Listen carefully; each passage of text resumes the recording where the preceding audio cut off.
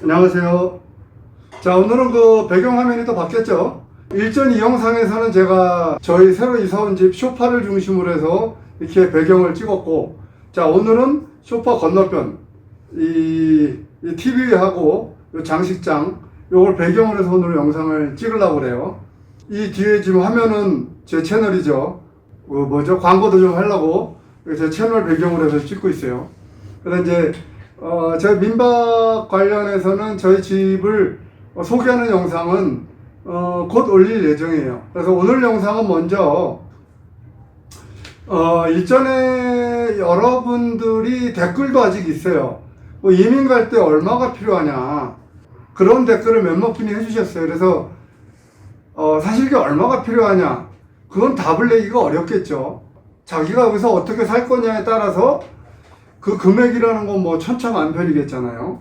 그러니까 그거를 일률적으로 하기는 어려운데, 제가 이제 다만 오늘 말씀드리고 싶은 거는 그냥 여기 남미 생활을 오래 하셨던 분들이 어떤 상식적인 일반적인 관념하에서 과연 얼마가 들어갈까 라는 거에 대해서 오늘 제가 간단하게 정리를 했어요. 자, 여기 표를 보시면 설명을 해 드릴게요. 자, 그런데 이제 과연 여기 올 때 어떤 수치적으로 얼마가 필요할지 이런 거는 뭐 저뿐만 아니고 여기 계셨던 분들이라면은 누구든지 뭐 그냥 상식적인 생각을 할 수가 있을 거예요. 근데 이제 물론 이제 사람에 따라서 뭐 저의 기준하고 다른 분들이 얘기하는 기준하고 좀 다를 수는 있어요. 그렇지만 전체적인 그 금액은 크게 벗어나지 않을 거라고 생각이 돼요. 그래서 오늘 말씀드리고 싶은 건 이게 중요한 게 아니에요. 제가 오늘 영상 말미에서 과연 이민을 오셔가지고 오랫동안 장기적으로 성공적인 이민 생활을 하기 위해서 제일 중요한 거 한 가지는 제가 영상 말미에 말씀을 드릴게요. 그 부분이 제일 중요해요. 자, 그리고 일단은 일반적인 그 금액이 얼마가 필요할지에 대해서 제가 일단 두 가지로 나눠봤어요. 자, 일단 2인 기준, 그냥 부부가 노년으로 이렇게 오시는 부분, 아니면 아예 젊은 부부가 오는 경우, 아이가 없을 경우, 그런 기준으로 한 가지 하고, 그리고 이제 아예 2명이 있는 4인 가족 기준으로 했을 때, 얼마가 필요할지. 그러니까 초두에 말씀드렸다시피 이거는, 제가 말씀드린 거가 정답이라고 할 수는 없어요. 하지만 어느 정도 그 왁구 안에는 들어가지 않을까 생각이 돼요. 자, 그럼 첫째. 자, 일반적으로 들어갈 수 있는 비용, 요건들에 대해서 제가 나열을 해드릴게요. 첫째, 항공권, 집 임대, 혹은 집을 구매하냐, 그리고 차를 구매하느냐, 그리고 오게 되면 비자 비용, 그리고 이제 여기서 뭐 장사를 하시든 사업을 하시든 하는 사업 비용, 그리고 또 여기서 오면은 바로 수입이 발생되지가 않겠죠. 어느 정도의 예비비, 또 예상을 못했던 비용들이 뭐 갑자기 생기니까 그거는 저도 예상할 수 없는 비용이니까 그거 비용, 이렇게 해서 크게 6가지로 일단 나눠봤어요. 그러면 아마 거의 대부분이 이 안에 다 들어갈 거예요. 그 구체적인 내용에 대한 거는 이 표를 보시면 되고, 여기서 가장 달라지는 요소 중에 하나가 집을 임대를 할 거냐 구매를 할 거냐의 차이죠. 그래서 이제 임대를 하게 되면은 약 62,000불 정도 나와요. 그리고 집을 구매를 했을 경우에는 약 한 19만 불 정도 나오죠. 그러면 뭐 한국 돈으로 대략 9천만 원에서 2억까지의 갭이 생기는데, 아마 이렇게 집을 사시는 경우는 아마 드물 거예요. 대부분 제가 알기로도 이민 오신 분들이 거의 대부분이 다 임대로 많이 살고 계세요, 아직도. 제가 여기서 지금 뭐 책정한 집값 약 7만 불 정도는 2인 기준으로 살기에는 괜찮아요. 7만 불 정도면은 웬만한 동네 방 2개 이상 정도는 충분히 구할 수 있고 괜찮은 집, 아파트를 구할 수 있는 금액이에요. 그렇게 아시면 될 것 같고, 차는 그 소형차 기준 10,000불에서 중형차까지 35,000불 이렇게 봤거든요. 그거는 이제 본인에 따라서 금액이 달라지니까 그거는 조합을 달리 하셔야겠죠. 저는 이렇게 미니멈 금액, 맥시멈 금액을 뽑아 본 거예요. 그렇지만 이 미니멈 금액도 사실 여유분이 좀 있어요.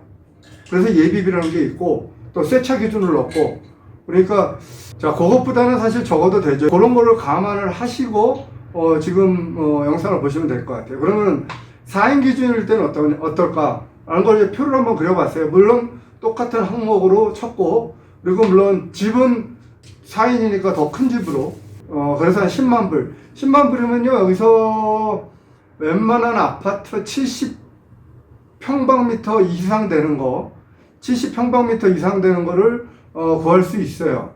그러니까 방 3개 정도 된다고 보시면 되겠죠. 제가 지금 현재 있는 아파트 가격이 약 10만 불이 조금 안 돼요. 대략 한 9만 불 정도 되는 것 같더라고요. 그러니까 이 정도 집이면 괜찮죠. 괜찮죠. 그러니까 그렇게 하시고, 차도 집을 사는 경우는 좋은 차를 산다는 기준으로 했으니까 그거는 본인이 기준에 따라서 맞추시면 돼요. 그렇게 했을 경우에 4인 기준으로 약 한 7만 5천 불 정도 나오네요. 그리고 7만 5천 불이면 한 9천만 원 되려나요? 그 정도 선이죠. 그리고 만약에 집을 사고 좋은 차를 살 경우에는 27만 불 정도 나오네요. 자, 그러면 이렇게 해서 제가 이렇게 말씀을 드리는 건 여러분들도 이런 금액에 대해서는 대략을 뽑아볼 수는 있을 거예요. 아마 이쪽 남미 거주 경험이 없기 때문에 그런 그 금액을 뽑는 거에 대해서 부담스러워 하실 수는 있지만은, 남미를 좀 살아보신 분들은 대충 다 그 정도 금액이면 다 나와요. 그리고 제가 말씀드리는 부분은 다 여유가 있긴 없어요. 그러니까 왜냐면은 이 맨 밑에 보면은 그 녹색으로 된 부분이 있어요.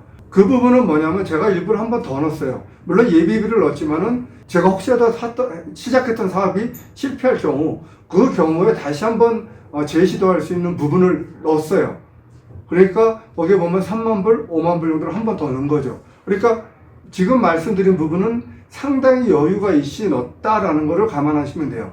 왜냐하면 한 번 내가 사업을 실패하더라도 다시 한 번 할 수 있는 그 금액을 넣었으니까요. 여기서 남미를 이민 오셨는데 그냥 막상 딱 시작한 사업이 잘못됐다, 장사가 잘못됐다, 그러면 바로 주저앉으실 수는 없잖아요. 그래서 한 번 더 넣었어요. 근데 그거는 본인들이 넣고 빼고 하면 돼요. 막말로 집을 산 경우에는 내가 뭐 실패했다 그럴 경우에 뭐 집을 뭐 담보로서 융자를 받을 수도 있는 거니까 그거는. 근데 그거는 본인이 조합을 맞춰야 돼요. 이런 금액을, 이런 요소들에 대한 거를. 자, 그런 거를 감안을 하시고 보시고, 그리고 제가 영상 초대에서 말씀드렸지만 지금 이 금액, 내가 한국에서 예를 들어서 40대 50대의 가정을 가진 사람 혹은 중년인 사람이 사실 이렇게 뭐 27,000불, 27만 불이면 약 3억이 좀 넘는데, 그 정도 금액은 굉장히 크다고 할 수는 없죠. 그죠? 그러면은 그 금액을 가져오면 내가 남미 이민 사는데 아무 문제 없을까? 일단은 초기 정착에는 문제 없어요. 초기 정착에는. 그런데 제가 영상 초기에도 말씀드렸다시피 안정적으로 오랫동안 남미 생활을 하기 위해서는 내가 초기 자금을 얼마를 가져오냐가 보다 더 중요한 거는 내가 여기서 초기 세팅을 해서 얼만큼 안정적으로 수입을 만드느냐, 이게 훨씬 더 중요해요. 안정적인 수입이 나오면 내가 임대로 살든 뭘 살든 뭐 아무 상관없어요. 사는데 뭐 지장이 있어요, 여기. 자, 그러면은, 자, 안정적인 수입을 만들어야 된다라는 개념은 좋지만, 그러면 안정적인 수입이 얼마냐? 라고 얘기하면 그것도 사람마다 다 틀려져요. 그렇지만은 제가 이제 여기서 말씀드리는 부분은 이제 일반적이고 객관적인 그 금액을 제가 말씀을 드릴게요. 물론 이것도 다 남미 생활을 해보신 분들은 대부분 다 이 정도 선일 거예요. 자, 일단은, 자, 2명이 왔다. 2명이 살 경우에 제 생각에는 임대료를 포함해서 차를 끌고 다니니까 1000에서 한 1500불 정도는 나와야 임대료 포함해서 쓸 수가 있는 거고, 만약에 내가 집을 산다 그러면 뭐 집이 있으니까 임대료 빠지고 뭐 한 1000불 왔다 갔다 선만 있으면은 둘이 사는 데는 아무 지장 없겠죠. 그런데 만약에 내가 또 이제 그 4인 가족 기준일 경우는 일반적으로 대부분이 보면은 한 2,500불 정도 선에서 3,000불 선 요 왔다 갔다 쓰는 것 같아요. 제가 아는 분들도 보면은 임대료 포함해서. 그러니까 만약에 제가 집을 살 경우는 그것보다 더 줄어들겠죠. 그거를 감안하셔야 돼요. 그러니까 본인이 얼마를 가져오느냐도 중요하겠지만 제일 중요한 거는 자기가 여기서 무엇을 해서 안정적인 수입을 내 가족 구성원의 숫자에 맞게 지속적으로 만들어내느냐, 이게 훨씬 더 중요해요. 근데 이 금액은 뭐 사람마다 다 틀려져요. 제가 아시는 분은 뭐 두 부부가 사는데 한 달에 임대료 포함해가지고 뭐 500불, 600불 가지고 사시는 분도 계세요. 뭐 그렇다고 뭐 허접하게 사는 것도 아니고 그냥 살아요. 그리고 또 4인 가족 구성원이 있다 하더라도 뭐 이것보다 훨씬 적게 들게 사는 사람들도 많이 있어요. 근데 그거는 제가 초대 말씀드렸다시피 어떻게 살고 싶어 하느냐는 아무도 모르잖아요. 근데 제가 여기서 말씀드린 금액들은 대부분 사는데 지장이 아무 문제 없을 정도의 수준에서만 제가 말씀을 드리는 거예요. 그러니까 그 이상에 대해서 사시는 분들도 있고 그 이하에 대해서 사시는 분들도 있고 그건 왔다 갔다 많아요. 좀 밑으로 가더라도 그게 막 허접하게 사는 건 아니에요. 그러니까 그거는 본인들이 감을 잡으시고 어떤 개념을 가지시면 될 것 같아요. 그래서 오늘은 제가 그 기존의 영상에서도 한 몇몇 분이 그걸 물어봤어요. 뭐 5억까지 가면 평생 살아도 되느냐? 5억까지 가면 뭐 평생 일 안 하고 사느냐? 혼자 살면 일 안 하고 살죠. 혼자 사는데 뭐 예를 들어서 집 하나 없고 한 달이면 1,000불이면 충분히 쓰니까 5억이면 얼마야? 40만 불 정도, 40년 이상 쓰는데 살죠. 근데 그게 중요한 게 아니라 그랬죠. 중요한 거는 지속적인 수입을 뭔가를 만들어내는 게 더 중요하다 이거죠. 금액이 크든 작든. 저도 그래서 지금 항상 가끔 이렇게 말씀드리는 게 저도 이제 생활비만 나올 수 있는 수입 모델을 만들어서 안정화시키는 게 제 목표라고 말씀을 드린 게 그거예요. 아직까지도 저도 어떤 제 생활비 정도가 나오는 그런 수익은 아직 안 됐어요. 근데 아마 뭐 조금씩 하다 보면 될 것 같기도 하고. 그러니까 그거는 여러분들의 숙제예요. 그거는. 그리고 아까 제가 말씀드린 그 총 금액은 조합을 어떻게 여러분들이 하느냐에 따라서 금액이 달라지니까 그건 하나의 기준을 제시한 거니까 그건 참고를 하시면 될 것 같아요. 자, 여기까지 남미 이민에 관련돼서 과연 총 금액이 얼마가 될지 궁금해 하시는 분들에 대해서 제가 그냥 일반적이고 객관적인 기준을 제가 오늘 말씀드려 봤어요. 그러니까 이걸 참고로만 하시면 될 것 같아요. 자, 그럼 여기서 영상을 마치고 구독, 좋아요 눌러주시고요. 자, 그럼 영상으로 또 찾아뵙겠습니다. 안녕히 계십시오. 그냥.